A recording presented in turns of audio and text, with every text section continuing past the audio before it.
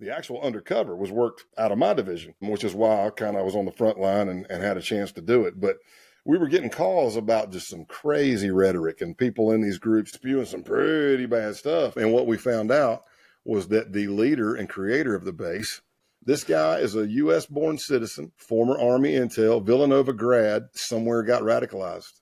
Now resides in St. Petersburg, Russia. So I answer some emails. They said the closest cell to you is in North Georgia. We're driving down there. I meet a case team out of Georgia, and they don't want to lose me, and I don't want them to lose me. They said, hey, man, you mind if we put a tracker on the vehicle? I said, no, go ahead. So I was instructed to drive into Rome, Georgia. I go up, and I'm on a hill. So he goes, oh, okay, I see you. We're coming up. So they walk up, and I know they're going to check me out. He's like, hey, I need you to step out, put your phone on airplane mode. Then he pulls out this wand that I'm like, what the heck is that? So he's wanding it across me, and I'm like, all right, man, here you go, man, have at it. He goes in the truck. And as I'm watching, I'm thinking, why did he say put it in airplane mode? And he starts working his way to the back of my truck, which is, I don't know where they put it.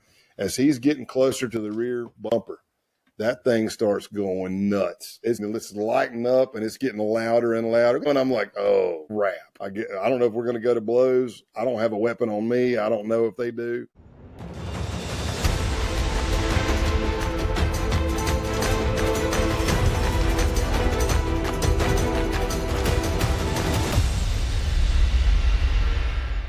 All right, guys, we're back for part 2 of this week's episode with Scott Payne, retired FBI agent. How many years do you have in law enforcement? 28 years. Dang, it's a long time. And if you remember yesterday, first of all, welcome back. Thank you for coming back to hear the second part of this story. I'm going to do my best to get Scott to come out of his little cocoon there because he's kind of shy and bashful here. But if you don't know what I'm talking about, watch yesterday's episode and see what you think. We've been having a good time here. I haven't had this many laughs in an episode in quite a while. So it's a breath of fresh air. It's always fun to have some fun on these shows. But yesterday we were talking about how he infiltrated the Outlaws motorcycle gang up in Boston, Massachusetts. Now, I've been listening to Scott talk. He can say his R's. I don't know how he fit in Boston, but that's part of the undercover persona, right? Yeah. I mean, we were talking about chowder. You called it something else. Chowder. There you go. You got rid of that R. So I guess you're starting to become multilingual. It's a blessing and a curse. I mirror, and I don't even mean to. So if I'm talking to somebody that stutters, I will literally start stuttering. And they'll be like, are you making fun of me? And I'm like, no, I'm sorry. I can't help it. If you talk like Elmer Fudd, I will respond to you as Elmer Fudd. I can't help it, man. And I'm sorry. Well, the time we finish this interview, you'll be talking hillbilly like me. Yeah, that's all right. Yeah, I do that too. I get on the phone, and then it starts getting worse, and where I get that drawl, man, I'm like, God. Well, you haven't been a kid in Tennessee until I become a teenager. When I moved to West Virginia, I had a strong Tennessee accent. I was light and night and very strong eyes. We all went to school in Tennessee. We didn't go to school. We went to school. And so I get to West Virginia, and these kids, they're tough, man. New kid on the block. And they're making fun of my Tennessee accent. And I'm thinking, have you guys listened to yourselves? Yeah, I know. But it all comes around. It's all good. That's what we call an intervention. I guess. I almost had one there in the football locker room when I did my first season out for football. But I'm still friends with the guy. That was my first run-in with somebody there. Okay, so we've got Scott here infiltrating the Outlaws motorcycle gang. He's living in McAllen. He's actually having to travel to Boston. He's leaving his wife and 2 daughters down in McAllen. Tough things to do. So, Scott, and how long were you working in the Outlaws? 2 years undercover, yeah. God bless you. I don't know how you do that because, I mean, typically outlaw motorcycle gangs are pretty nasty people. I agree. That's for the most part. When I say they're my people, I don't mean I'm a criminal. I just mean, other than something we're going to talk about here in a minute, most of that was really fun. Yeah. For me, I'm riding motorcycles, and I'm in my NARC unit that I was in South Carolina. Man, we went to spring and fall bike week in Myrtle Beach. And I got pictures somewhere of us. You wouldn't think anybody was a narcotics law enforcement officer. Mm-hmm. Yeah. Like most investigators that investigate bikers kind of pick up that look. Yeah. I just always thought it was cool. And I was doing an interview the other day, and I totally forgot. I should have put this in the book, but I'd forgotten all about it. When I was a kid, it would have been a relative, but it would have been like a distant cousin or something, circling back to Spartanburg. He was a member of the motorcycle gang, the Spartans. Now, I was a young kid. I didn't know enough about anything, but I knew as a kid when we went to the funeral, they didn't wear their colors, they dressed up. And I remember being a kid and seeing all these grown men with goatees and sideburns or beards and long hair with earrings and tats, but they had on a tie and a jacket. I just remember looking as a kid going, whoa, that is a cool look. Even as a kid, like I watched Mr. Rogers and I'm like, but I'll look over there and I go, yeah. So later on in life, you meet the Undertaker, or I did, as a bouncer in North Charleston. And I remember seeing this dude. He was 6'10", 330, flat-footed, with hardly any body fat at all. He had just tattooed his forearms at that point. And I was a head bouncer, and we'd take good care of him when they came to the club. And he had his hair pulled back, ponytail, sunglasses right here, sideburns, and a goatee. And I remember I tried to be cool. I tried to play, hey, how's it going? You need anything, you let me know. But on the inside, I'm going, oh my gosh, it's the Undertaker. Oh my gosh, right? Fangirling.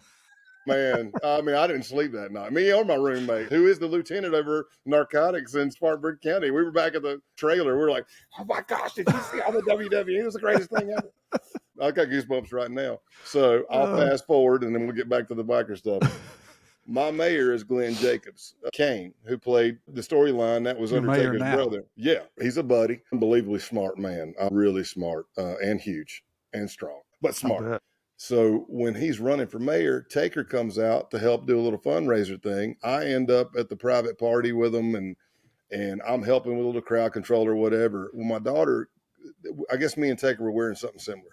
Now, I'm only 6'4", maybe 260 at that point, whatever. Again, he's still 6'10", 300 pounds. Mm-hmm. And she taps him on the back. She was younger. She says, Dad. Well, he turns around. She was like, oh. So when we leave that night, both of my daughters are like, Dad, the Undertaker reminds us so much of you. And I said, no, girls.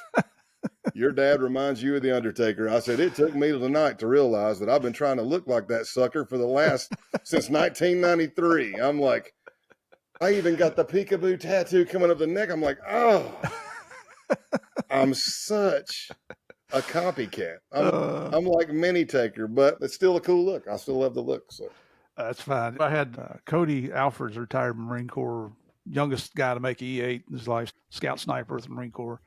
Now does motivational things, talking in classes and teaching and mentoring and that kind of things. But he is covered in tats. He's got a couple on his cheek. I met him in person out in San Diego at the Southern California Gang Conference a couple of years ago, and we got to be friends. And just had him on the show. And the last question I asked him, and I always ask you guys before I don't surprise anybody. I'm not about gotcha moments here on the show. And I wanted to ask him about his tats. And I said, man, just what is up with all those tats, man? You got them everywhere. You got your earlobes are tatted. You got them on your face. Now he's got a huge cross when his head shaved all the way back down the back of his head. And he became a Christian here in the last couple of years. So that's where that came from. But his was the same as you. It's just, I like him. I'm not making a statement. I'm not telling anybody they got to do it. This is just what I like. Yeah. So it's addictive too. It is. Well, you look at people and they're like, well, why did they spend all that money on all those tats? What is it? If I stood there and looked at their tats, like I'm looking at yours now, what would I learn from that? And what I learned from Cody is it ain't nothing there for me to learn. It's just what he likes. Okay? Oh, I got some stuff you can learn from. I got hidden stuff all in mine. Yeah. I don't think I want to spend daughters' names, all kinds of stuff like that. This whole sleeve, I thought about a sleeve from the start. I knew I wanted the armor of God. But anytime you see armor of God tattoos, for the most part, you see Knights of the Templar or gladiator type stuff. Well, I was doing these neo-Nazi pagan type things, and I started looking and I'm like, I could still do the armor of God and have like a warrior Viking thing. Mm-hmm. And I talked to Pastor about it. And I'm like, I'm not being sacrilegious. I do like Vikings too. But he's like, no, that's it. So my whole arm is all Viking motif, but it's the armor of God to me. Even in my lightning is PS 23, so Psalms 23. And then by the time I retired, I put the Ephesians up my arm. But yeah, all of mine have meaning. Yep. All right. And that wasn't even on the list of questions here for you. Bam. Hour number 52. There you go. All right, so in the Outlaws, you're working undercover for a total of 2 years roughly. What was the scariest moment you ever had working with those guys? About a year and a half in, I've developed all these relationships. We up the ante. So I started as I had a legit job. In other words, what's this country boy doing in Massachusetts? Mm-hmm. It's a fair question. Why are you here? What do you do? So I was a site survey specialist for investors. Not really, but that was my story. And I could talk that gab and knew a lot about it. And I could sell it, is what I'm trying to say. And then it eventually starts coming out that, I'm a criminal as well. Because for the listeners that don't know, they probably should know on this type of podcast, but you have to be predicated. The whole argument against undercovers is they can only do one of two things. Usually the evidence is so overwhelming. Mm-hmm. The only thing they can do is claim entrapment, which if you've done your job, that should not be an issue and you should be able to squash that immediately. Mm-hmm. Or they can try to make you look like a piece of trash on the stand. And that's pretty much it. But they started with insurance fraud. They would report a vehicle stolen, sell it to me at a stolen price, and they believed I was moving it to Mexico because I was based out of McAllen. Mm-hmm. Then it got more and more trust. Then it became, hey, we just carjacked this guy. We got to get rid of this thing. It's hot. I'll take care of it. Then it was, hey, we took this 350 right off the lot. All right, man, I got to be careful. I can't be directing you to go pop steering wheels and stuff and drive me all these nice trucks. But we get to the 1.5 year point. By this point in time, we've got information about home invasions, extortions, definitely dope. And if you were looking for any predication, as soon as the president of the Taunton chapter, Joe Dogs, found out I was on the border, he goes, "Where are you at? Where are you from?" I said, "I live in McAllen, Texas. I'm right there on the border." His next sentence was, "How much can you get a kilo of cocaine for down there?" And I'm like, well, if we didn't have predication before, we got it now. Yeah, I know. Well, it was about 11 or 13 grand a key on the border at that time. Wow. His math is like, so I could get this many kilos up here for no. You don't get them for 11 to 13 grand. Yeah, that's right. There's a transportation process. Fees. Yeah, that's if you want to drive your ass down to the border and buy it for that and try to get it back, that's on you. But anyway, we upped the ante and we were going to be doing a drug deal, basically a drug protection. And it's a long process. I didn't just spew this stuff out. I would drop breadcrumbs. They were requesting stuff. So eventually we get to the point to where we're the day out from doing the drug deal. Now they don't know that we've really got 40 kilos of real cocaine and 1,000 pounds of real weed. They don't know that, but that's what we had. And that's what we're going to do the deal with. So the U.S. Attorney's Office and the FBI want as much evidence as we can get. You want that airtight case, just like DEA or anybody doing their job. Mm-hmm. And part of that involves me going into the clubhouse, wired to the hilt, getting recordings of people talking nefarious things. And it was the night before the gig, and Joe Dogs told me to come over to the clubhouse. So I head over there, and it's basically the beginning of our shift. I get there, knocking on the door, nobody's coming. It's a weird exchange at the door. Like if you compare it to the baseline of any conversations or interactions we ever had, it was completely different. But he was like, hey, we're still talking. We're still having church, which is the mandatory weekly meeting. Mm-hmm. For especially 1%er clubs. And I thought, well, why the hell did you tell me to come over? You're the one that told me to come if you're not even ready. I didn't think nothing of it. So I went and grabbed something to eat, a couple of drinks, come back, wait, and then I get in the clubhouse. And what I didn't know is that their whole church meeting was about me and about this deal that was happening the next day. And apparently it had gone all the way up to the national president and came back down that, have you really checked this guy? We found out that they said, hey, I've done like 6 to 8 jobs with this guy. I'm not in handcuffs, which they call bracelets. Mm-hmm. I think he's good. Check him anyway. Well, I'm in there wired to the hilt at 1.5 years in with these friendships. And the second closest relationship that I thought I had and all the people that I'd befriended or connected with was Clothesline. He was the enforcer, real name Brian De La Vega. And he comes up to me, and everybody called me Tex, not very original. I was from Texas. And he said, hey, Tex, you got a minute? And I'm like, yeah. Well, what I couldn't pick up, because I had multiple recording devices on me, but if I'm looking at you, I'm facing you, and this is the bar. So I'm facing you, but I'm leaning this way. So my body's kind of facing this way. I'm cracking jokes like I always do. And then I do the funny laugh and I get everybody laughing. But when I turn and look at you, what I couldn't see is that they were going stone face. They'd be laughing like, and as soon as I turn, it'd be like, right. So they're setting themselves up. You can also see that one of the guys that took me down into the basement is in the back smoking a cigarette. And at first it looks like he's dancing because he's doing it to the beat of the music. He's warming up. That's what he's doing. And I didn't see that. So my friend, clothesline, says, "Hey, Tex, you got a minute?" And I said, "Yeah." I've been in that clubhouse, I don't know how many times. The rules were, if you're not a patch member, you don't touch the door. The door's dead bolted. They got a metal bar across it, steel frame, I'm pretty sure. So I'm sitting there with a Jack and Coke, and I'm like, "Yeah, man." And I follow him, and we go in this one door I'd never been in. And it goes down a very tight stairwell into it's not a basement. That's super generous. I couldn't stand up straight, even though I'm 6'4" with boots on. I was like this, and it was cramped. And I looked for plastic on the floor because I knew this was bad. I didn't see plastic on the floor. I did see rope, and they had brandished their weapons to let me know, "Hey, you're not free to leave, and we got guns." Mm-hmm. And he told me to write down. He said, "There's a lot of shit." This is his words exactly. He said, "There's a lot of shit going on, and it's my job to protect my brothers." And I said, "Okay." And he's like, "I need you to write down your full name, your address, phone number, everything. Because I'm not going to ask for your kids' names. It's not like we can't find them if we don't want to. And I need you to take off all your clothes because I'm going to check you for a wire." Well, had I not been wired, it would have just been an embarrassing moment. But I was wired. And we're talking circa 2006, 7. So clearly technology is better now. Mm-hmm.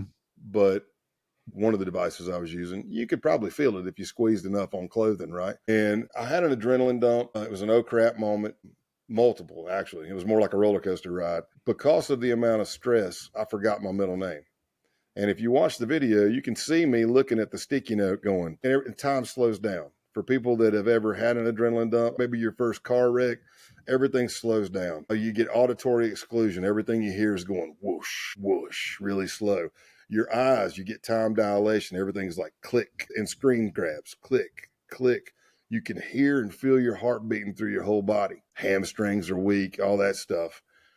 And I forgot my middle name, and I didn't even know I did it, much like in tactical training where you can show you multiple videos of officers in shootings. They don't know how many rounds they shot. They don't realize that they took effective cover and did a magazine exchange because they've trained till it became instinctive. Some people call it muscle memory. But I was talking, and I was listening to what they were yelling because I was like, "What else do you need?" I said, "My name and what else?" Of course, it doesn't sound like this. It sounds like, "My name and what else?" My voice is way higher. Because of the stress. I'm talking through my nose. I'm not enunciating at all because of the stress. And I hear them yell up, "Hey, probate, what else do you need for that website?" Something like that. And I go, okay, they're going to run me on who'sarat.com, which was big back then. They're going to Google search me. And I'm like, okay. So I'm trying to work this out in my head, even though I'm crapping my pants. I'm like, what can I do here? Don't vapor lock. Keep talking. This is supposed to be your boy, and I'm talking, and he's like, "Hey, man, trust me. If somebody accused me of being a Fed, I'd probably smash him in the effing mouth." And I immediately responded, "I'm not happy."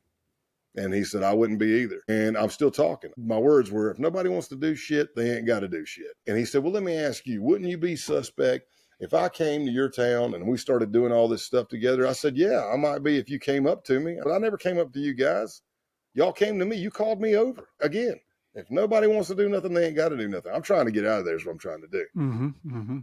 And so I take my boots off. I take all my upper clothing off. I drop my jeans and my underwear down around my ankles. So from the ankle up, butt naked. And he's checking me. And I pass that, and I pull my britches back up, and I'm like, okay. And we're talking, and I'm like, "Look, man, like I said, blah, blah, blah." And then he goes to grab a piece of clothing. And he says, "Hey, man, I'm not going to find anything here I don't want to, right? Like some naked pictures of my old lady." And I laughed and I said, "Yeah, I hope not," because I had nothing to say. And in that piece of clothing he grabbed was a recording device. And he starts kneading it with his hands and going up it. And again, I don't know how I do it, but I've seen the video so many times showing it in teaching environments. I'm like, you can hear me go, because I'm watching. I mean, what am I going to do? Even if I try to fight, you got two armed dudes. One of them still on the steps with his pistol right there in his waistband so I can see it. Even if I get past those guys, I've got 10 to 12 more outlaws upstairs with a barricaded door, basically, because it's got a steel bar across it. So as I'm watching, he looks right at it. I can't tell if he sees it, but if I play the video, it's a quick, and I pass. And as soon as that happens, I go right into my joking, because it's also not just me, it's a self-defense mechanism. And I'm like, well, can you at least give me a hug? I'm like, it's a good thing I didn't wear white underwear or whatever I said. I'm glad I'm wearing colored boxers or whatever I said. But he's like, yeah, it's scary. I said, well, I didn't see plastic on the floor. I said, if I'd have seen that, I probably would have tried to fight my way out. And I went right into business. So we get to the point that night where I'm handing off my equipment. And by then, my adrenaline's now like, blah. And then we go out drinking with Joe Dogs and Big Scott. And I took it personal. I shouldn't take it personal. I know I'm an undercover, but I took that personal. I'm like, who in the F do you think you are taking me down in the basement? But then in my other side of my mind, I'm going, well, I am undercover against you, and you were trying to find the undercover. But still, right. I'm supposed to be your friend. You're pissing me off. And I'm cussing at him at a bar. Joe Dogs was like, look, man, people are freaking out because there's a lot at risk here. I said, yes, there's a lot at risk, Joe, because what we're doing is effing illegal. I'm like, if it wasn't illegal, there would be no risk. And again, you asked for this. Y'all been begging me and pounding the door, telling me to introduce you to these people. Here we are. If you don't want it, nobody's got to do it. I said, but I'm going to tell you what. Y'all show up tomorrow. You know what? I don't care how cold it is. Maybe I'll just strip every one of you in the parking lot. Let's see how you look when you're naked and it's cold. But that night, I go to hand off my equipment. And what everybody always asks is, man, what would you have said had he found something? I had two responses. Number one would have been a joke because he gave me the bone. He threw the bone to me. If he would have said, what is this? I would have said, I don't know, some naked pictures of your old lady. Maybe try to laugh it off. The only other thing I had to say, Steve, was, look, man, the gig is up. I'm an undercover FBI agent, and I can walk out of this clubhouse and we can see each other in court, or all hell's going to break loose. But that would have been a bluff on my part because as far as I knew, every time I'd been in that clubhouse, they really couldn't hear me that good. Whether it was the equipment, walls, whatever it was, they could never hear me that good. So I knew I was kind of flying solo, which even if they can hear me, you know this, I'm not saying to be morbid and be the glass is half empty guy or gal, but if the crap's going to hit the fan, even if there's two SWAT teams on the other side of that door, it could be over before they even breach the door, before they even turn the doorknob. I've got videos, 8 shots. Dude walks in, pow, pow, pow, pow, 8 of them off before they can even get through a door. So you got to be prepared for that. But that night when I handed off my equipment, they had heard everything. The task force officers that were working that case, Joe Cummings, detective out of Brockton PD, Sergeant Higginbotham, Massachusetts State Trooper, whatever that first exchange was with Joe Dogs made their spidey senses go off. And they were like, something's not right. They had gotten close enough to hear everything. I didn't know that. And from what they told me, they radioed back to Boston and they're like, hey, they got Scott in the basement and they're stripping him. And he's wired. So from what he was explaining to me is everybody was coming blue lights and sirens down the highway.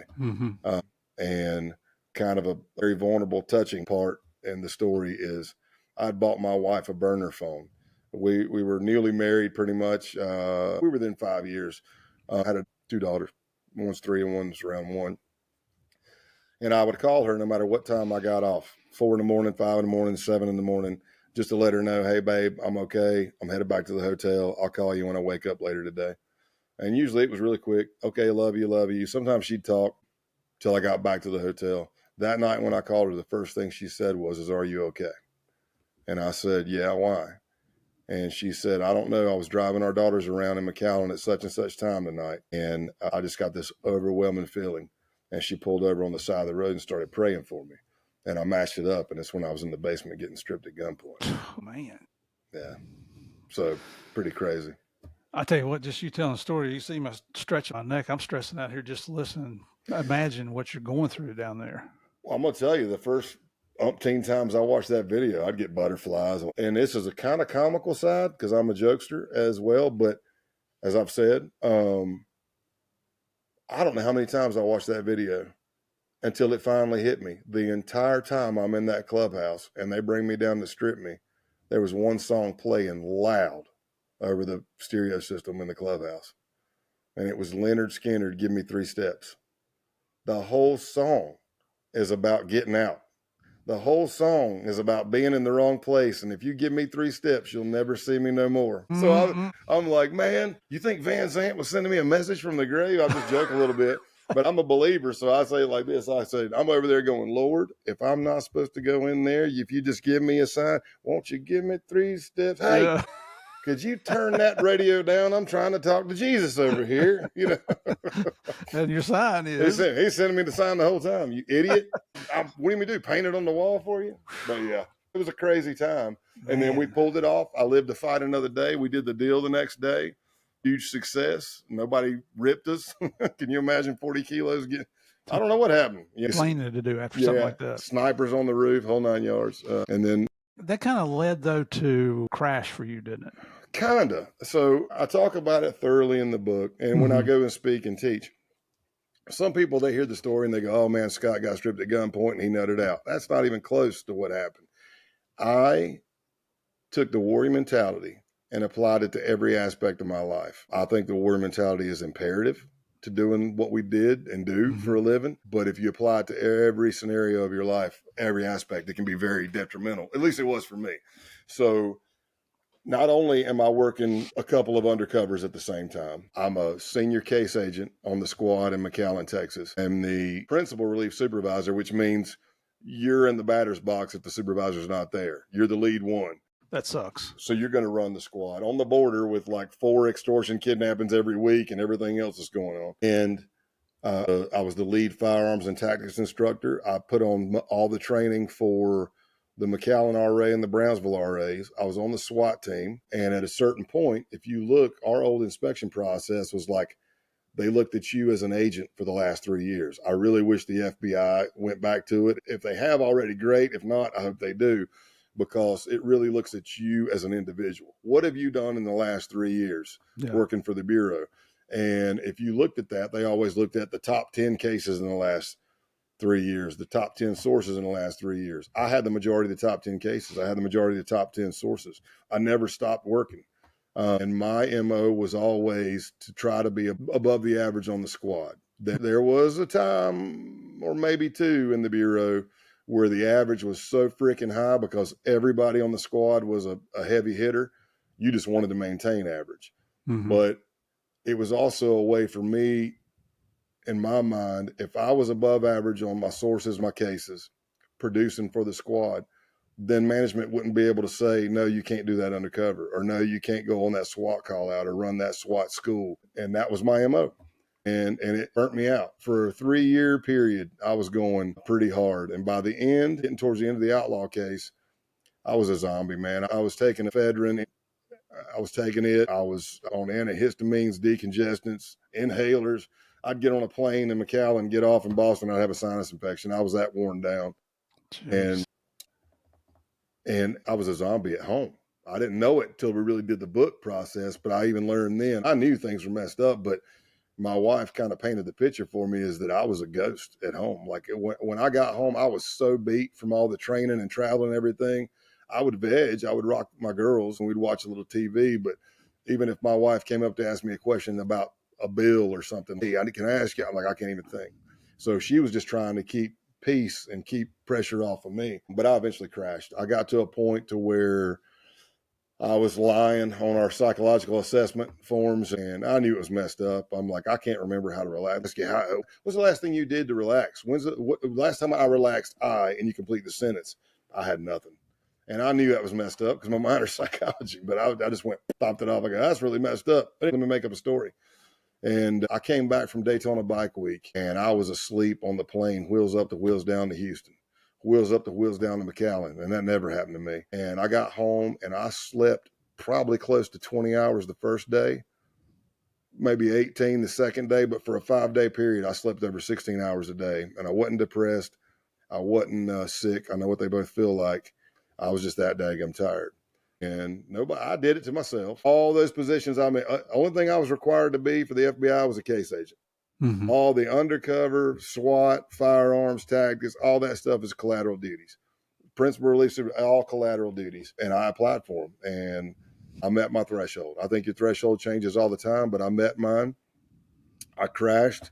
They came in and did an on-site assessment, the safeguard unit we have, which is for psychologically assessing active undercovers, and they use them for a bunch of other stuff now too. But I was diagnosed as overassigned, and I got put on timeout. It's called DNR, this do not recommend. So when they're assessing you, they're like, it might be the beginning of the case, the middle of a case or the end of a case. And if they put DNR, that means they do not recommend you to go back on that case or any undercovers until you can get your stuff straight. And that's what happened. How long did that last? It's a minimum of 6 months. I did get to finish the Outlaw case on the phone. We had a couple of stragglers there at the end, one in particular named Tim Sylvia, not the UFC fighter Tim Sylvia. That is a friend of mine. Same name, two different dudes. Yeah. But this Tim Sylvia is, by that time in his life, he'd spent more time in jail than he had out. And he had met me through one of the Outlaws before I had my crash.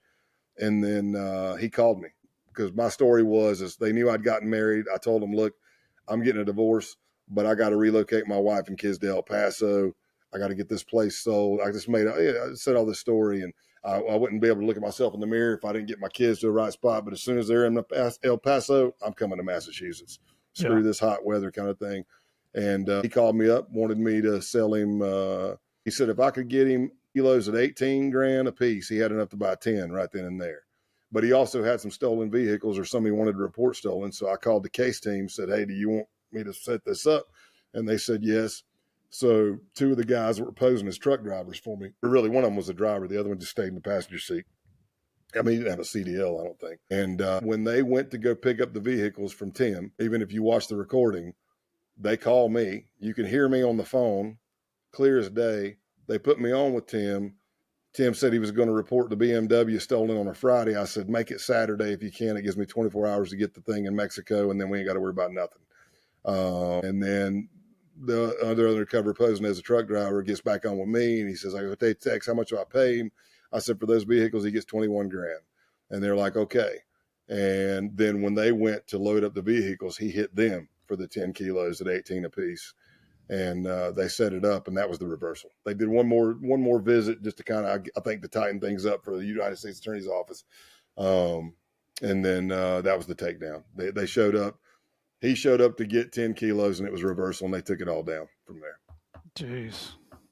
I've got so many cases lined up here that I got out of the book. I mean, we just don't have time to go through all of them. But the next thing that you moved to Knoxville, I think you said. Yep. And there was, and I'm going to bait the audience here because you got to check out this book. There's one called Operation Poetic Justice.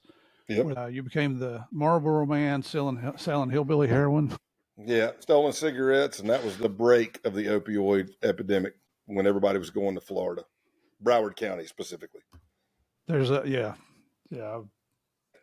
was back in the day when nobody was keeping track of doctors, and carload would leave from here, go down there, go to the doctor's office, get the script for cash under the same roof as the pharmacy, fill the script, drive down the road, go to another doctor. They hit 3 or 4 doctors before they even came back to town.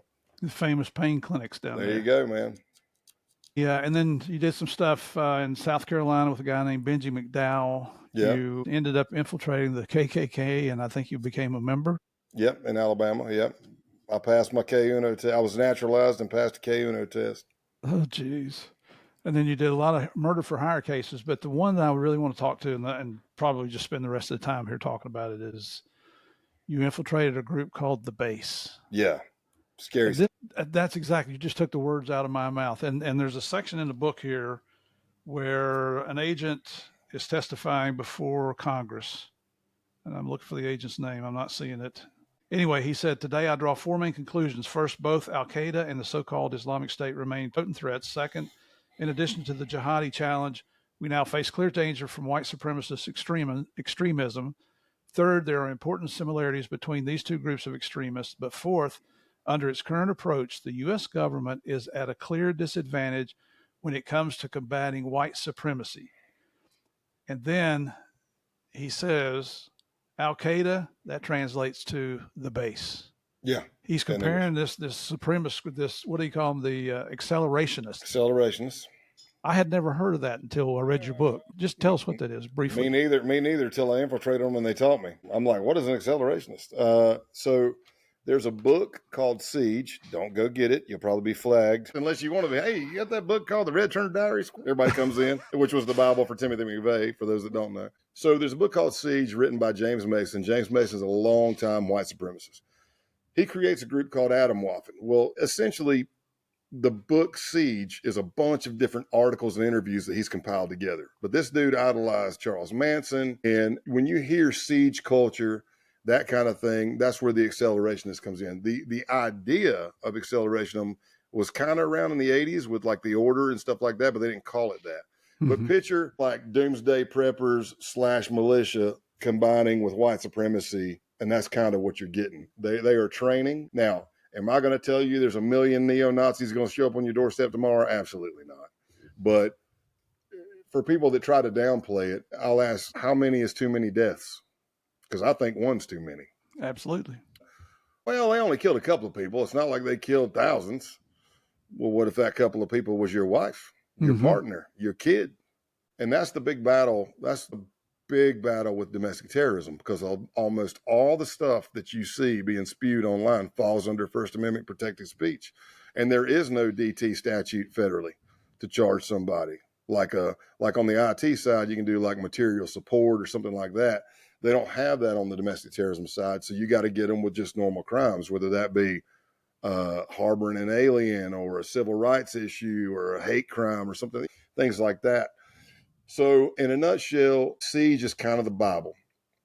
But the accelerationist view is this. They do not believe that there's a political solution to save the white race. They believe that society is going to collapse either on its own or from man-made events, and they want to speed that up, hence accelerate it. But you're not going to see an accelerationist out there picketing on the side of the street like your Charlottesville and other things like that. They believe, number one, that makes them a mark. Number two, it's not helpful at all. They would rather create chaos through guerrilla warfare tactics, like poisoning a water system, taking down a power supply, murdering lefty journalists or Antifa or non-whites, especially Jewish and neo-Nazis. They hate Jewish people. And they want to do that kind of guerrilla warfare to destabilize society. Now, for those skeptics out there that are going, there's not a lot of forethought or afterthought. Like in the base, when I was in it, we had one group of us, a couple of cells, CELL, which also models Al-Qaeda. If you look at Al-Qaeda, it was 3 to 5 man cells all over the world waiting for that training, waiting for that D-Day call. The base, which stands for Al-Qaeda in Arabic, 3 to 5 man cells all over the world, training, waiting for D-Day. I mean, we had members in Australia, UK, Norway, South Africa, Canada, New Zealand, and of course, America. And it ebbs and flows. But because you have a phone, and you have the internet and all these dark web apps and stuff, you can make the world this small real quick. Yeah. So we infiltrate those groups and we started learning more. And eventually we uncovered numerous murder plots. But what I was going to say is like a couple of cells, like the Baltimore cell, the North Georgia cell, which I was a part of, we're looking at property in the Appalachian Mountains to take over and create our own compound. The Detroit and Midwest, they were all looking at land up in the Upper Peninsula of Michigan to create a compound. The Pacific Northwest had land, and they were looking to set up a compound. Again, not a lot of afterthought, because I'm like, well, what are you going to do when the cops show up? Blah, blah, blah. How about the National Guard? Blah, blah, blah. How about the Army, Navy, Air Force, Marines? Man, what are you going to do? You think we're just going to be able to take over? But there was that belief system. What you really start finding when you scratch at the surface is usually in most of your accelerationist groups, there's a member of O9A or something like that. O9A is Order of Nine Angles. It's an extremist view, but it's satanic. So if you thought white supremacy was bad enough, now tie in Satanism, and they are actively pushing rape, sexual abuse, pedophilia, self-harm. So that group 764, which now is making a lot of rounds, and they're open. Apparently, they're reporting, I'm not in the FBI anymore, that there's a 764 case open in every field office. When I first heard it, I thought 764 was just human trafficking stuff.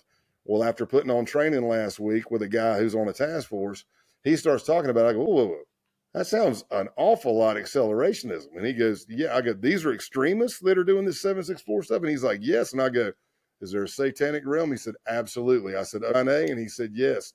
Man, that is horrific what they're doing. These guys are going online.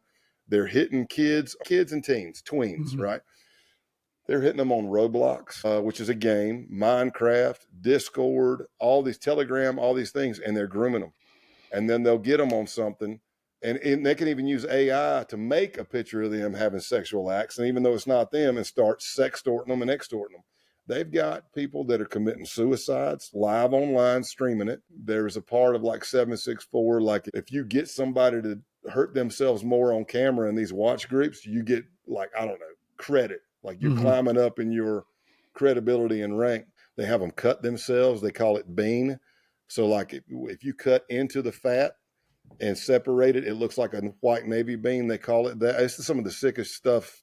Jeez. Animal cruelty. They've got, like I said, people commit suicide, and most of it's boys. Sexual acts, self-harm, cutting themselves, all that, just for viewers. But again, it is extremist view. It's got a satanic angle to it, and it is not good at all, man. Not good at all. And in our world, FBI, DT world, I guess HSI probably can work it a little bit too, but you're looking at that barrel. Let's just say we got a barrel of fish, and let's say that's thousands of posts. You're in a group with 50 people, 100 people. You're on Terror Wave or whatever's out there now. It might be on Riot, Telegram, Threema. There was a 4chan, 8chan, 12chan, Discord, all these that are out there. Or it could just be a regular video game like Roblox or Minecraft. You're looking at all this and you're going, okay, which one is the next Charleston shooter? Which one is the next Christchurch shooter? Which one is the next Tree of Life shooter? And how do we get that? And how do we stop them? And a lot of people don't understand. They're like, why can't you go do that? I was like, the law doesn't let us. You can walk out in the middle of the street right now and say, I hate any racial slur you want to say. I hope all racial slurs die. That's not illegal. Now, let's look at the riots that are going on right now. Peaceful protests technically aren't illegal unless you start blocking traffic and this, that, and the other. But setting fires, throwing bricks at people's heads, that's a deadly force issue. So the same thing. If you start taking steps in furtherance of, acts in furtherance of a crime, then that's when we can step in. I've been in many groups for 5 months, thousands upon thousands of posts. I didn't miss a single one for 5 or more months because I didn't want anything to happen bad on my watch. I would rewind back and go through thousands of posts. And after 5 months, I'm like, they're spewing hate. They're a bunch of idiots, but they're not going to pull the trigger. They're waiting. They're training, but they're waiting for D-Day to happen, and then they'll do it. I mean, scary stuff here. People, I think the average American has no clue. I don't think so. And that's the big block I teach now. I go, and again, not a chest beating thing. There's haters out there. They'll say, all you want to do is talk about yourself. If that's what you got to tell yourself, cool, man. You do you, I'm doing me. I've always been an instructor and a speaker. So it was when I crashed with the Outlaw thing, it was Joe Pistone and some other gurus that called me, and my nickname was Big Country. And they'd be like, hey, Country, how you doing? And I'd say, I'm okay, boss, man. I'm doing better. Hey, take care of yourself, take care of your family. But as soon as you can, put pen to paper about everything you've learned through this, good and bad, because that's how we train. That's how we stop things like this from happening. And that's how we get our best blocks of instruction that have the best impact. And they were right. So as things went on, like when I started finding out about all this, when I went to JTTF for like the last 6 or so years of my career, I started learning about all this, and I would go to trainings and nobody knew. So I started putting it together. I'm not saying I'm be all end all. Just make sure you spread knowledge is my big thing. Right. Don't wait till, because this happened in real life. Something happened with one of my kids. They got into a little snafu on Snapchat. I went in the work mode. I went into a room. I had a bottle of Jack and a Coke. And I told my wife, I'll see you when I see you. I got notepads. I start diving through phones. I'm start working, and I uncovered a group of 7th graders to 11th graders doing some pretty bad stuff on Snapchat. I brought it to the attention of the school. We did what we had to do. I go to the office. I'm being vulnerable and transparent like I am here. I'm talking to the cyber squad, everybody on the cyber squad, task force officers and all. No, man, Snapchat's the devil for kids. And I'm like, see, that would have been good to know 3 months ago, you jackass. I'm like, what? Why are you not spreading this knowledge? I don't know this. Why would you not spread this in the office? Yeah. Hey, send it in an email. That's how we learn. Everybody. Yeah, that's Absolutely. How we learn. So anyway, now I'm getting passionate. Now I'm ready to start running around the block here. That's all right. That's all right. We've all got our hot buttons. God. I get that way over legalization. So you deal with these white supremacists down there. I mean, the first time that you went to meet them, tell us how that went, where they took you over to a remote. Well, first of all, you were under some power lines, but then they took you to a different location. You think you get wiser.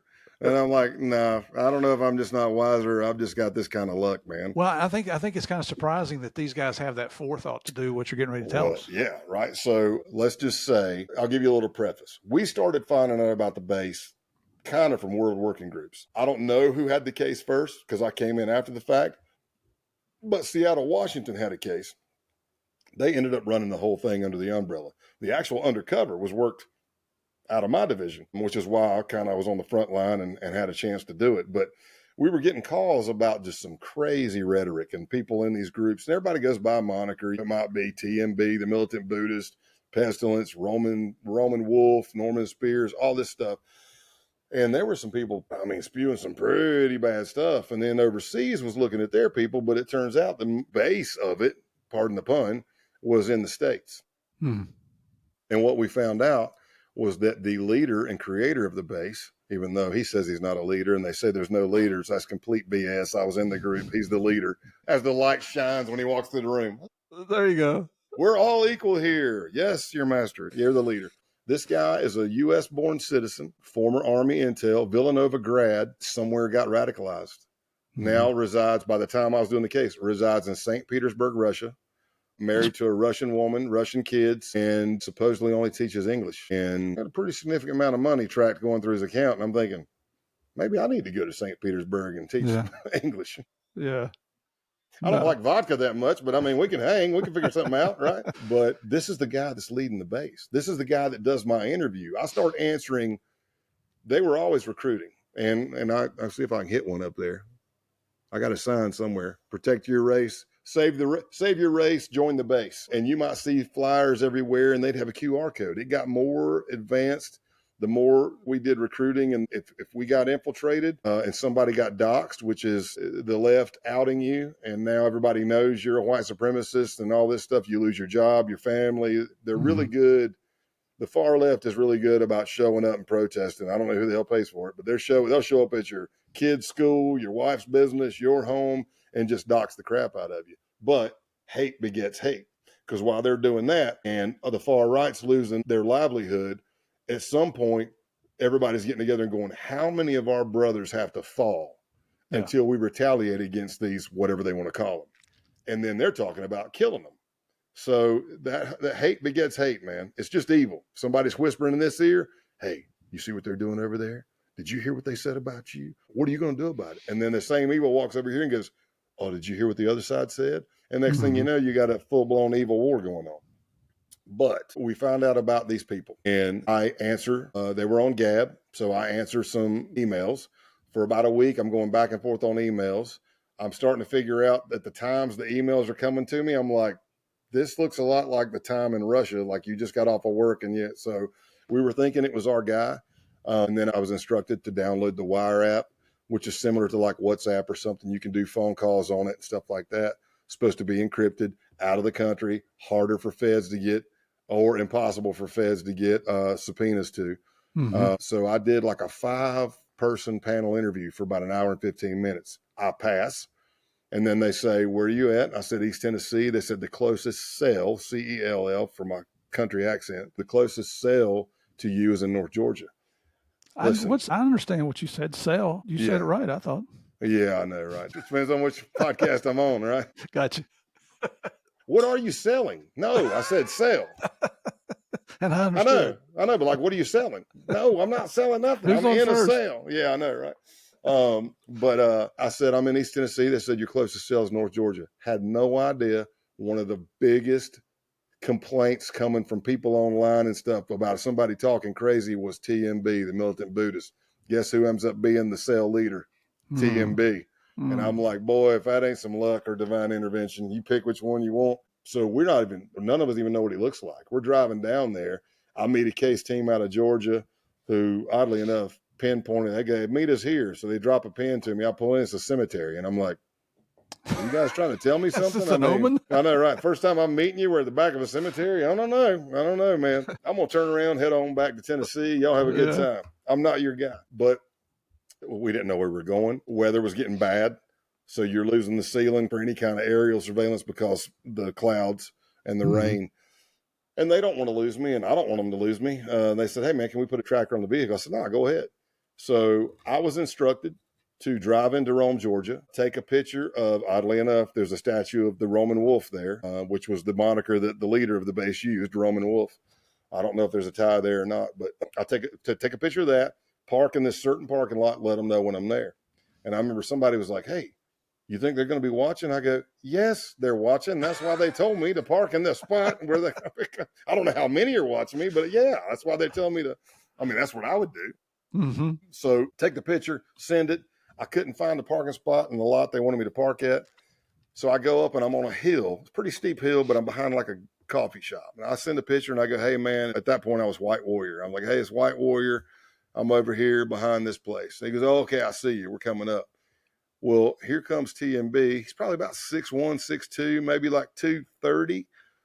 And then Pestilence is with him. And Pestilence is probably like maybe about 180 pounds, maybe like a 5'10" guy. Total goth look, though. Shaved sides, but hair on top, long ponytail down to probably mid-back to butt, and has a tank top on of like a death metal band into black BDUs bloused into his 8-inch tactical boots. Typical kind of a goth, kind of a death metal look. So they walk up, and I know they're going to check me. If they're doing their wherewithal, they're going to check me, especially after everything I've gone through just to get to this meeting. Mm-hmm. So he's like, hey, I need you to step out, put your phone on airplane mode. I'm like, cool, man. And then he pulls out this wand that I'm like, what the heck is that? I mean, I'm not rusty. I'm still in the game, but I've never seen anything like that.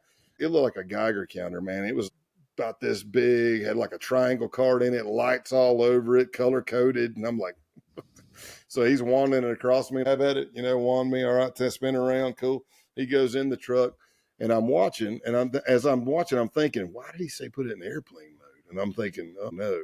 And he starts working his way to the back of my truck, which is, I don't know where they put it, but I did see them go under the rear of my truck to put the tractor. Mm-hmm. As he's getting closer to the rear bumper, that thing starts going nuts. It's lighting up and it's getting louder and louder. And I'm like, oh crap, this thing picks up the tracker, whether it's cell or whatever it is. I'm like, crap. And cellular, I should say. So I dropped nonchalantly, I even dropped my right foot back. I'm like, this is going to be fast. I'm like, if they find this thing, I don't know if we're going to go to blows. I don't have a weapon on me. I don't know if they do. And right when it's really making the noises, Pestilence says, hey, you think it could be the power lines? Because again, we're on a hill.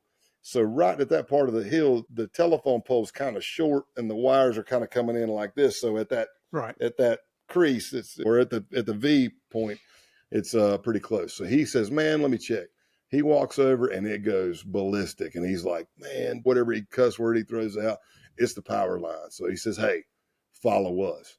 So now I'm on my phone because I don't know how many people are following. I'm on my phone as I'm driving and I've got it down here. I'm calling the cover team. I'm like, can you hear me? And they're like, yeah. And I go, you got to shut the tractor off. And they're like, what? I said, shut it off. Now I'm taking my drink and I'm going, because I don't know how many people are watching. I pull my coffee cup up like this. I said, take the dadgum tracker. And it's not like we were super arguing. They were just concerned. Number one, could they shut it off remotely? If they did, could they get it back on? And basically my final command was, look, if you don't shut it off, this is going to be the quickest undercovers I've done, especially like deep. Mm-hmm. Basically doing a buy bust is what's going to happen. Right. And they got it off. And when we pulled into it looked like a cement plant abandoned, and I'm thinking like a concrete plant. And I'm like, again, my sense of humor, I'm looking up and I'm going, that's funny. Like, how many people have died in movies at an abandoned concrete plant that I've seen? I'm like, the hits just keep coming, man. But they got it shut off. They checked and they didn't find it. And then we go to a 100-acre property, which was TMB's dad. And there was a barn and a house on it. That's it. They converted the barn to living space above. And it was gorgeous property, man. Gorgeous. It's just sad what all was happening on it. Yeah. And just for sake of time, what were the final results? Did anybody go to jail and all the things you did? And folks, I'm just doing this out of sake of time because this is a long story. You've got to get the book, and he goes into significant detail. I can picture things as I read, and you can almost put yourself in the scenario. You'll find out what he went through, but the ultimate results of the case were. Yeah. So the long and short of it is I gained more trust, and we started uncovering multiple murder plots. The crew up in Baltimore area, we're looking at taking out cops. One of them had a 6.5 Creedmoor. He bought a $6,000 thermal scope to go on it. So maybe at night, a cop stops somebody, they pop that cop, that automatically gives them bullets, guns, bulletproof vests to help build your kit up. Because it was all about building your kit for the Boogaloo, D-Day. Mm-hmm. And we uncovered that. They were going to go to a Virginia guns rights rally. The idea for them was to pop off rounds because it's going to be 3%ers, militia, protesters, cops, and maybe if they fired a few rounds and took out some people, nobody knows who's shooting. Everybody starts shooting at each other. Chaos kind of set off the downfall of society, so they're thinking. In the Georgia cell, we uncovered several murder plots. They had already started making a list of left journalists, people involved with Antifa, and they had picked what they believed were an Antifa couple, a couple of counties over, and we cased that place. I mean, they bought catch bags to catch, attached to an AR, so if you did shoot, it would catch the brass so you didn't leave anything. I mean, they went into great detail for planning this thing.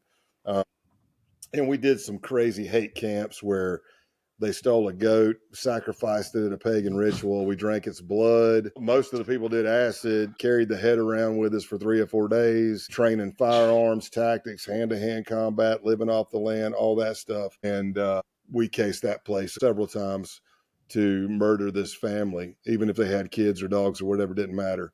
And then we're going to burn the house down. So we were able to line everything up and time it to where we could take down the Georgia crew, kept that very hush-hush on a Wednesday, and then Thursday morning, SWAT teams from the FBI hit the members up in the Baltimore and Delaware areas, and then there were several others that got arrested, and that was it. We took everybody down.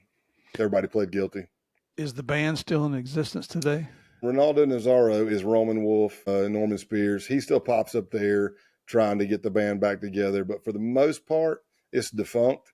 The ideology is not. And when we started that case, it was on the fringe, but they considered it cringe to be an accelerationist. But by the time, let's just say a year or two after we took down that case in January of 2020, it was before that, because I retired in June of 21, somewhere in 2020-ish, if you went into these online groups and you looked at the white nationalists, 90% or more were accelerationists. So extremist views, if you go radical jihad, it ends with a caliphate. If you go radical left, black separatists, it ends with their own stuff. If you go far right, it's what we've explained here. But extremism is very, very similar. It's very similar in how it ends and how they're recruited and how they're radicalized. But a lot of these guys, some of them were young. They popped a guy after the case went down over in the UK, 13 years old. They have a DT, a domestic terrorism statute. They charged that kid. He was a member of the base. They said it was like the youngest to ever be charged. Jeez, at 13. Yeah. And we had like 40-somethings in our group too. But what I saw a lot of is kids that have probably been bullied, outcast from society, can't get a partner, and they sit on their phone all night in their bedroom and dive down a rabbit hole of hate and get radicalized online. I know but I will tell you, one thing I'll say is a 19-year-old kid, you already heard me say about tactical training and the stuff I did. A 19-year-old kid led our firearms and tactics training, and it was not bad. It was good. Wow. And that kid was not military. He did go to a range or a hunting club or something with his dad, and maybe gaming. It's just, there's so much stuff going on that parents don't even realize, or cops. I'm like, dude, how can you? I'm 54. I still game. You call me a nerd or whatever you want, but I'm like, dude, Rainbow Six Siege, Call of Duty, Battlefield, all those are so freaking realistic. You get on there, if you do the open mic and you're talking, there'll be a kid on the other end telling you to drive the hard corner, slice the pie. And you're like, but the big difference is in the game world, if you die, you can respawn. Yeah. In the real world, there's no respawning. Exactly. Throughout your book, you're promoting faith, hope, and love to overcome hate. Yeah. Which I agree with you 100%, straight out of the Bible. That's the book I go to. That's the book of instructions there, everybody. Yeah. And I'm sorry to cut this short, but when you left the FBI, there was a Rolling Stone article that came out and referred to you as the hillbilly Donnie Brasco. Uh-huh. I tell you what, man, anybody compare me to Joe Pistone, I would take that as a crown of honor. I didn't. I text Joe and I said, boss man, because he hit me up when the book stuff came out and I got Joe Rogan. He was like, how in the HE double sticks did you get Joe Rogan? I said, boss man, I don't know, divine intervention. But I told him, I said, by the way, when you hear Hillbilly Donnie Brasco, I want you to know I had absolutely zero to do with that. I would never take your title. I said, I just want you to know that from me to you. Yeah. And I said, but I will try to do it justice. And he hit me back with the sunglasses emoji, like the cool emoji. He said, I like it. And I went, well, if you say it's okay, then I guess it's okay. But yeah. He's a real gentleman. It's funny because the very first time we ever met him was at the Southern California Game Conference, and Mel and Santi took us all to dinner. We're right there at the hotel, and the two managers of the hotel came and sat with us because Narcos was popular back then. Yeah. And Joe was there, and Joe sat at the head of this long table, and Javier and I ran so that we could get the seats on both sides of him. People ask us about stories. That's who I want to ask stories about. That's goodness. That's me too. I'm drawn to it. So it drives me crazy because in our industry and in a lot of industries, like your first responder, your special forces, it seems like it's so hard for people to just say congratulations to somebody else. I may not even like you as a person, but you did a great case. Yeah. Or you're tactically sound. I want you in the stack, but you did a great case. And I come up and I go, man, that is an unbelievable case. Congratulations. I'll help however I can. Has nothing to do.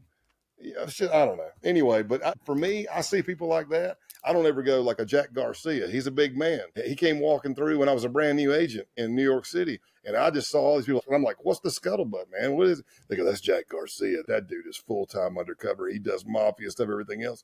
And he's a big man, like a 350-pound Cuban. Yeah. I didn't sit over there and go, well, I mean, and I'm like, ooh, I want to meet that guy. Yeah. I meet a Mark Horton, big, muscular black guy, sound exactly like Ving Rhames in Pulp Fiction. I don't go, well, he ain't done that. But I go, I want to get some of that. I want to meet that dude and learn. Exactly. So I appreciate you saying people. That. Yeah. No, man, I love it. I keep referring to your book, and it just hit me. I haven't named it yet. The name of the book is Codename Pale Horse. Yes. Pale Horse, with my country accent. And it continues how I went undercover to expose America's Nazis. Yeah. Now, I found it on Amazon. I think you could probably go to a Simon & Schuster you can do website. That's your publisher. Book, any bookstore. Be careful on Amazon. I'll hold it up. I got the original galley right here, but that's the cover. Yep. It's that cover, but it's usually the top one. I think it's like $21 or something on Amazon. On Amazon, I think Simon & Schuster hits them daily. There are scams. Like it'll be Codename Pale Horse, my book with my face. The one below it'll be like Agent Pale Horse workbook. Yeah. How I did this for $11, and they've taken AI and made my face older. And just don't pay attention to those. There's no workbook. It's just Codename Pale Horse. Yeah, I did the audiobook, so it's my voice. Yep. I started to call you when I saw that. Which book do I get? But I figured it out. Former trained criminal investigator. Right. Other things that you're involved with now, public speaking. You spoke at the Eradicate Hate Global Summit in 22 up in Pittsburgh. You're teaching. You've done film production, security, and you're an armorer.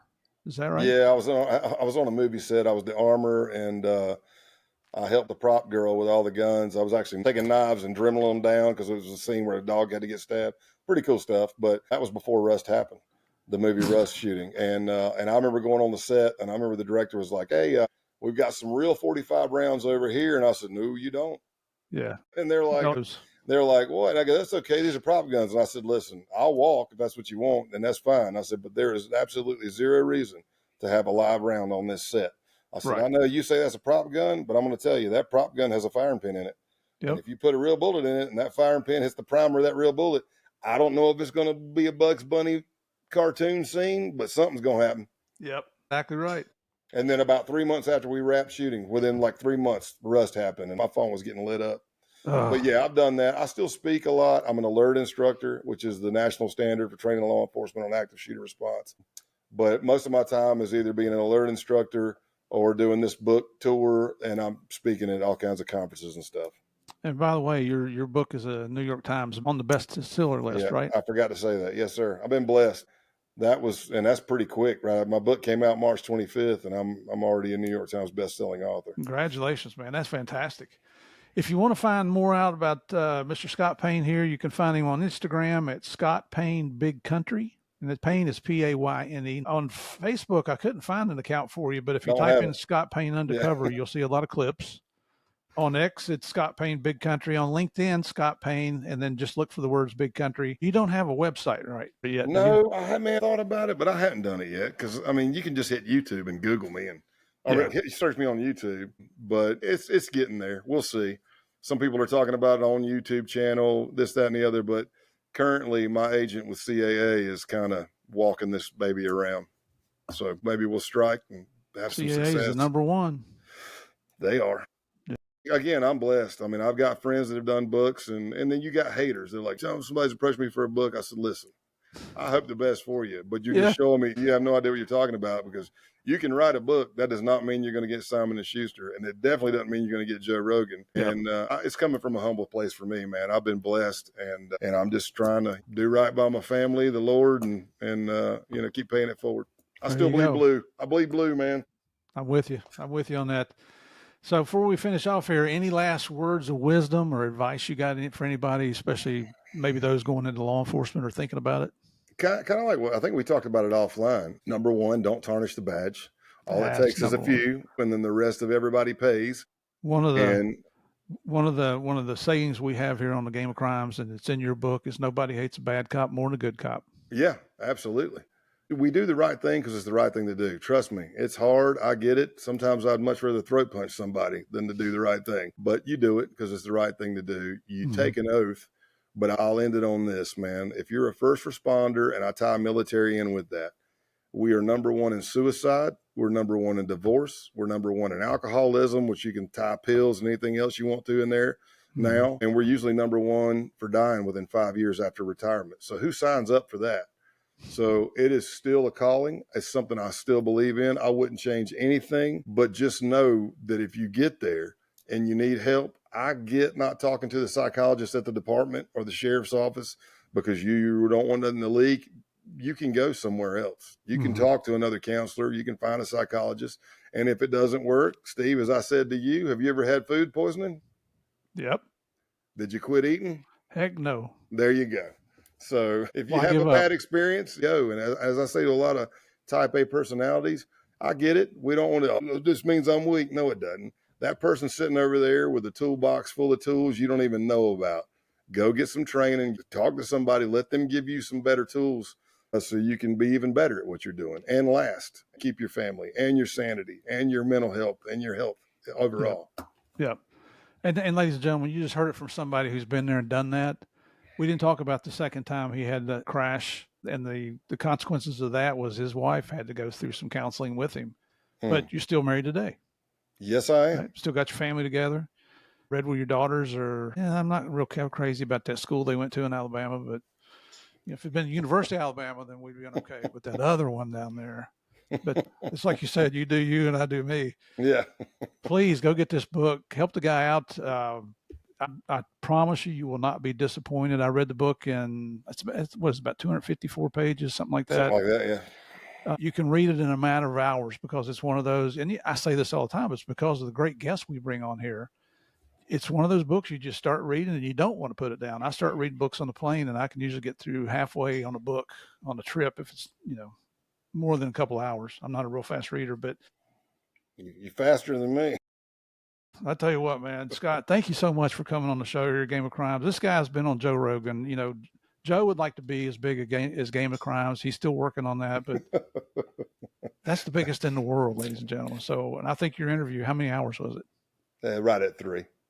Oh, okay. Yeah, right, I know he does some marathons on there. Yeah, he was in a hurry that day, but we'll probably, I'm imagining a follow-up at some point. Yeah. But go check Scott out. Thank you so much for coming back. One more plug on YouTube. If you haven't gone over there and checked Game of Crimes out, do me a favor, go to the search bar, type in Game of Crimes podcast, hit the subscribe button, and help me keep the show running. I have no plans to shut this show down. I'm having a blast. We're to the point now, Scott, where people call me with suggestions on great heroes, military, law enforcement, and occasionally I even bring on former bad guys on here. Yeah. Just so our listeners get to hear the other side of that thin blue line. I'm friends with former bad guys. I'm friends with former bad guys from this book that hit me up after I was on Joe Rogan on Instagram. And now we have rekindled our relationships and we are thick as thieves, pardon the pun. You still selling them stolen cigarettes? No. But I may have a pack or two still in my truck from the days. And that's just because I kept some for sources. If I was like, what are you, Marlboro Red, Marlboro Light? What do you Pall Mall? Gotta be prepared. Yeah. That's like your go bag. You gotta have your kit ready. And I never had anybody out behind a jail tell me that man, these are stale cigarettes. They're like over 10 years old, easy. They're like, oh, this is good. And I'm like, I was waiting to see if it burned quicker or something, like an old firecracker or something. I'm like, no, it still smokes the same. It's all good. Buddy, thank you, brother. I mean, it's an honor to have you on here. Thank you for your transparency, opening up about everything, the stories about the PTSD and the things that you go through. There's help out there. Everybody, if you're having suicidal thoughts or you're just going through a traumatic event and you don't know who to call, dial 988. That's the National Crisis Hotline here in the United States. There's somebody on the other line. They're 24/7, 365. We know for sure they speak English and Spanish. If they can't help you, they'll put you in touch with somebody that can. Nobody has to go through anything alone, especially if you're having suicidal thoughts. Again, that's 988. All right, Scott, I'm going to let you go, brother. Thank you again. Just can't say thanks enough. I appreciate it, man. Thank you for continuing to join me here. I look forward to seeing you next week, but I already know why you come back every week, just because you want to play the biggest, the baddest, the most dangerous game of all, and that's the game of crimes. God bless. See you next week.